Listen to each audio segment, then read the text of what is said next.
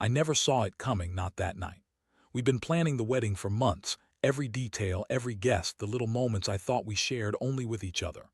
The air was thick with excitement, the kind that makes your skin tingle and your heart race. I remember the way the evening smelled, a mix of fresh-cut roses and the faint, sweet scent of whiskey from the bar. Everything felt perfect, like we had finally cracked some unspoken code of happiness. My fiancé, Mark, was nervous but smiling. His eyes caught mine across the room, and I swear I saw a flicker of pride. His best man, Jason, was there too, tall and broad-shouldered, cracking jokes under his breath. I trusted Jason like a brother. Hell, I'd even confided in him about my dreams, my fears. That's what made what happened so much worse.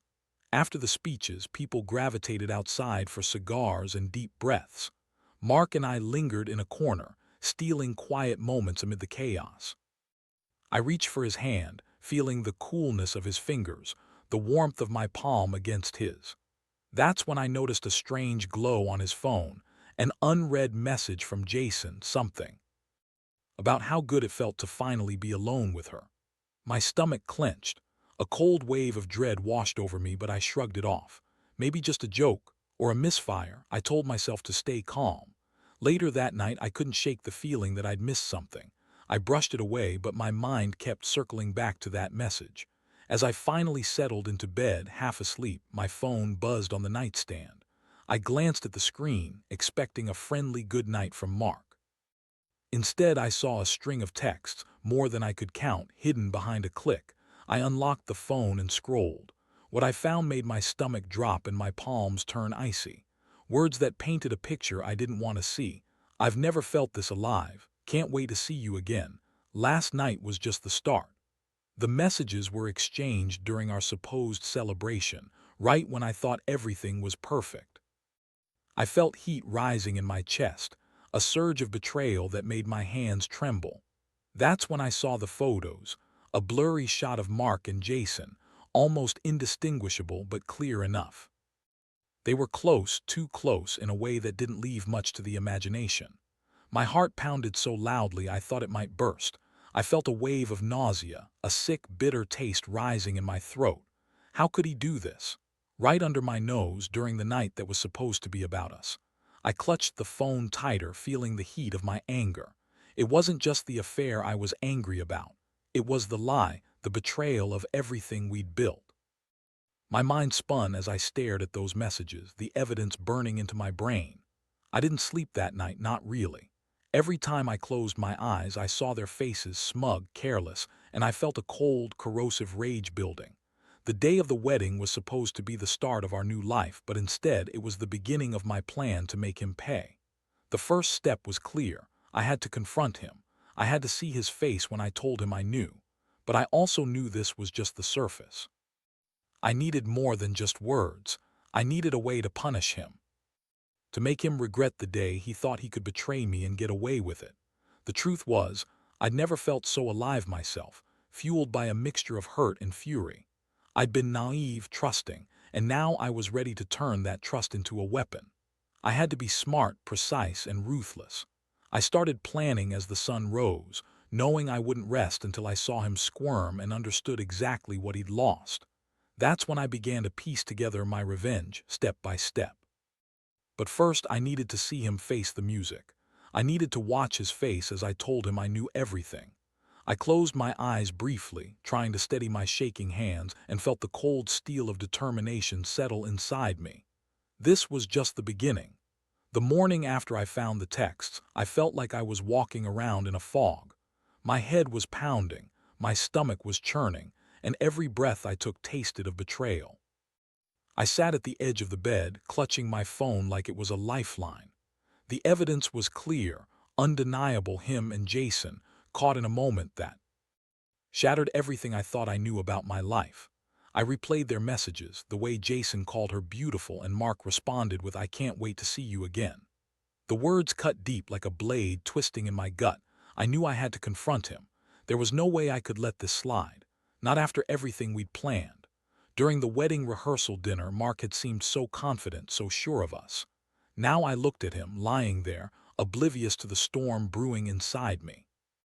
My palms were slick with sweat, but I forced myself to get up and act normal. I needed a plan, a way to get him alone, to get the truth out of him. I waited until he was in the shower, washing away the night's false cheer, before I started laying my trap. I didn't want to do this in front of everyone. That wouldn't give me the satisfaction I craved. I wanted him one-on-one, vulnerable and exposed. I dug through his drawers, found the phone he'd been hiding, and connected it to my computer to back up everything, every message, every photo. I had to be sure I had evidence that couldn't be erased or dismissed. While I waited for the backup to finish, I prepared myself. I poured a glass of wine, not because I wanted to get drunk, but because I needed to steady my nerves. My hands trembled as I took a sip. The taste was bitter, like the truth I was about to tell him. I looked out the window at the dull gray sky and took a deep breath. When Mark stepped out of the shower, towel wrapped around his waist, his hair still damp, I knew it was time. I sat on the bed, the phone hidden in my lap, and met his eyes. "Hey," I said, voice carefully even. "Can we talk?" He looked surprised but nodded. "Sure, what's up?" I paused, feeling the weight of what I was about to say. "I saw some messages last night," I said quietly. "From you and Jason." His face flickered with confusion, then quickly shifted into defensiveness. "What messages? I don't know what you're talking about." I pulled the phone from my lap, holding it out in front of him. "This. Your texts. I know everything about the affair, about Jason." His eyes widened, and for a moment I thought he might deny it, but the truth was already out there in the cold glow of the screen. "Look," he said, voice trembling, "it's not what you think. It's complicated. We were drunk. It meant nothing." "Nothing," I snapped, feeling my chest tight. "You lied to me, Mark. During our wedding rehearsal dinner, while everyone was celebrating us, you were screwing around." He looked away, trying to find words, but I pressed on. "How long has this been going on? Months? Since when?" He hesitated, then finally muttered, "A few months. I didn't mean for it to get this far." That's when I saw the flicker of guilt in his eyes, and the moment I knew I'd win this battle, because I hadn't just discovered some secret, I'd uncovered the truth of who he was. A liar, a cheat, someone I couldn't trust anymore. I sat back, feeling the adrenaline rush through my veins. "You're done," I said coldly. "I don't want to hear your excuses. You thought you could get away with it, hide behind a smile while you betrayed everything we built." He looked defeated, like a man who'd been caught by something he couldn't talk his way out of. "I'm sorry, I didn't mean for any of this to happen." "Sorry is too late," I told him. "You want to keep lying, keep pretending, but I'm done. I want you gone." He looked like he wanted to say more, to beg or plead, but I cut him off. "Pack your things. I want you out of my house today." He nodded numbly, opening his mouth as if to speak, but I stopped him. "Don't bother. Just go." As he gathered his clothes, I felt a strange sense of calm mixed with fury. I had the proof, the words, the power, and I wasn't going to let him off easy. I knew I needed a plan to make him regret what he'd done. This was just the first step. The game was on now, and I was ready to play for keeps. He left the house that afternoon, and I stood in the doorway, watching him drive away, my heart pounding. I felt alive for the first time since I discovered the betrayal. Revenge I'd been dreaming about was starting to take shape. I'd win this, I told myself. I'd make sure he paid for every lie, every betrayal, every stolen moment. And I'd do it without hesitation. But first, I needed to get my ducks in a row. The real plan was only beginning. That night, I stayed up late, poring over everything I'd gathered, screenshots, messages, photos. I needed a plan that would hit him where it hurt most. I wasn't just after revenge. I wanted him to realize how badly he'd screwed up. I needed to make sure he felt the loss, the betrayal, the shame, without crossing into something I'd regret later. But I also knew I had to be strategic. While I sat on the couch, a cold sweat creeped down my spine. My mind kept replaying that moment when I told him to leave. The way his face looked, defeated, broken, almost made me feel guilty. But I pushed that feeling aside. Guilt wouldn't serve me now. Instead, I focused on the next move. I had an idea, one that would make him suffer just enough to teach him a lesson. The first step was to get into his phone again. I'd seen him take it to work, to the gym, or just leave it on the counter while he showered. I knew I had to be careful, no sloppy mistakes. I waited until I heard the shower turn on again the next morning, my signal to act. I quietly slipped into his room, snatched his phone from the charger, and unlocked it with the fingerprint he'd never thought I'd need to use. Once inside, I carefully searched his messages, looking for anything that could be useful later. I found more than I expected: hidden photos, deleted messages, even some from his work email that hinted at further betrayal. I downloaded everything onto a secure drive, making sure I had copies of all the dirt I might need. That's when I noticed a few recent texts from Jason. The tone was casual, but there were hints of plans, things that made me realize this wasn't just a fling. It was something more embedded in their routines. Now I had leverage, enough to make him truly feel the sting. But I wasn't done. I wanted him to see the consequences of his actions, to understand what he had lost. That's when I remembered I had a mutual friend, Lucy, who knew about Jason's little indiscretion. She was a bit volatile, but she also hated cheaters. I decided to involve her just enough to make him sweat, but not enough to blow my cover. I sent Lucy a simple message: "I need your help. I have proof Mark's been cheating. I want you to send him a little message, something unexpected, that makes him realize I'm onto him." I didn't specify what, just enough to rattle him. Within an hour, Lucy came through. She sent a text to Mark, pretending to be someone else, saying she knew everything and that she was warning him to stop. Then she sent me screenshots, proof that she'd sent it. Seeing his face when he read that message the next morning was priceless. His eyes widened, then darkened with panic. He looked like a man who'd just been hit by a freight train. That was my cue. I waited for him to leave for work, then slipped the proof into his briefcase. I wanted him to find it at the worst possible moment, when he'd be most vulnerable. I watched from the window as he grabbed his bag and headed out, the tension rising in my chest. My revenge was unfolding faster than I thought it would. It was a slow burn, but I was in control now. I knew exactly what I was doing. I wanted him to question everything, to feel the weight of his betrayal crashing down on him. That's when I decided I'd be waiting for him to come home that evening. Not to beg, not to plead. No, I'd be there to confront him directly, face to face, with all the evidence laid bare. When he finally walked through the door that night, I was sitting on the couch, arms crossed. I didn't even bother to hide my anger anymore. I watched him freeze in the doorway, eyes scanning the room, then locking onto me. "You found the message," I said coldly. He looked guilty, ashamed, but I wasn't about to let him off the hook. "Yeah," he mumbled. "I guess I should have known you'd find out." I stood up, feeling my heart pound with a mixture of fury and satisfaction. "You were supposed to be my future," I said, "but you decided to throw that away for a quick thrill." He looked down.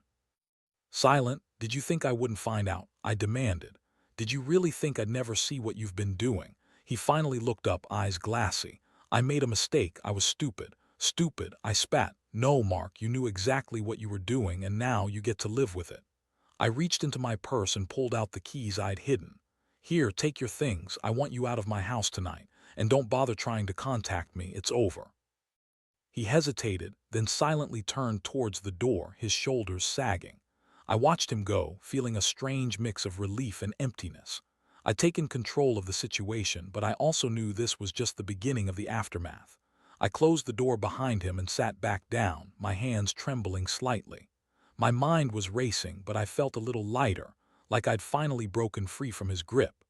The revenge plan was in motion, and I'd made sure he'd never forget this betrayal. Now, I just had to hold my ground and let the consequences play out. I knew this wasn't the end. But it was enough for tonight. The hard part was ahead, but I was ready.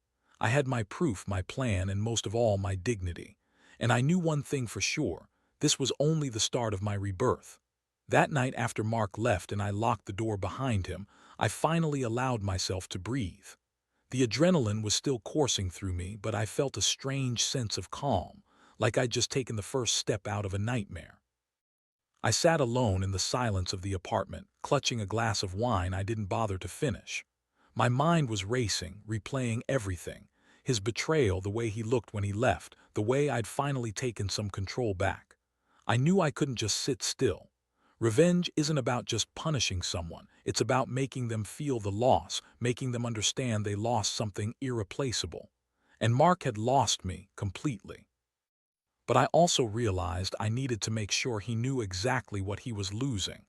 That meant making him feel the sting of regret, and I was going to do it in a way he'd never see coming. That's when I pulled out the burner phone I'd bought earlier that week. I'd kept it hidden just in case. I activated it now and started texting Jason. I wanted to remind him of how fragile everything was, how easily it could all come crashing down. I sent a simple message. You think you're untouchable, think again, watch your back. I knew Jason wasn't the brightest, but he was reckless enough to take the bait. That was all I needed. Next, I set up a fake email account, one that I would use solely for this purpose. I crafted a message to send to Jason's work email under the guise of an anonymous sender. It read, "I know about you and Mark. Stop now or I'll make sure everyone finds out." I attached a few of the incriminating screenshots I downloaded earlier, just enough to make him realize I was serious. Then I sat back, feeling a twisted satisfaction. I'd planted the seeds, made him paranoid, made him worry that his own secrets were about to come out. That was the key. I wanted him looking over his shoulder, just as Mark was probably trying to figure out what was coming next. The next morning, I waited for the fallout. I knew Jason would be rattled. Sure enough, just after breakfast, I received a frantic call from Lucy. "You won't believe what Jason just sent me," she whispered, voice trembling.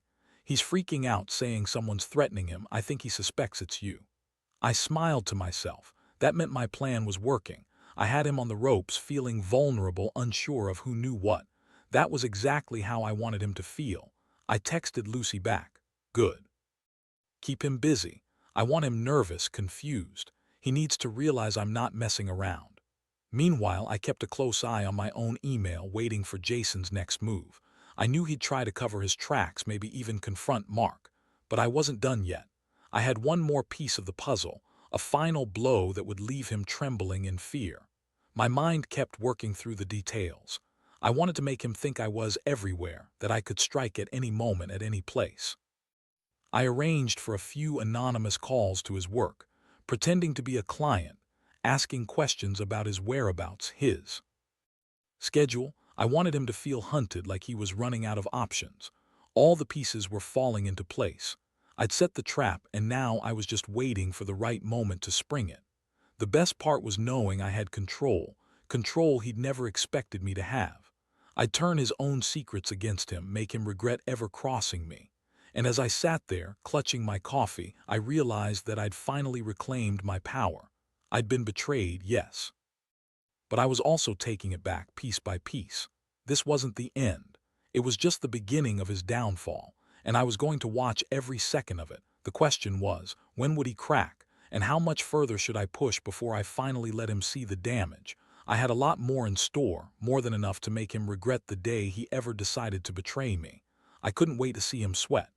By mid-afternoon, the tension in the air was thick enough to cut with a knife. Jason had started to crumble. His frantic texts and calls became more frequent, more desperate. I'd kept my cool, watching his every move like a predator stalking its prey. I knew he was close to breaking, and I was patient. Patience was part of the plan. I wanted him to feel cornered, to realize that the web was tightening around him with every passing hour. I sent him a quick text, pretending to be from an unknown number. "You've been warned. Stop now or I'll make sure everyone knows. You don't want to see what happens next." I watched him read it, then immediately start typing back. His fingers were trembling. Meanwhile, I set up one last move, an email to some of our mutual friends, anonymous but enough to make them wonder. It read, "Did you know about Jason and her? Everything is about to come out." I put it on a timed schedule to send in an hour, knowing it would stir the pot. Mark's friends would finally realize what I'd uncovered, and I wanted them knowing I wasn't backing down. My phone buzzed again, this time Jason's voicemail. I let it go to avoid revealing my number. Instead, I kept my ear to the wall, waiting for the inevitable. I poured myself a glass of wine, feeling both powerful and sick at the same time. The thrill of revenge was addictive, but I couldn't shake the nagging guilt that maybe I was going too far. Just then my phone lit up with a new message.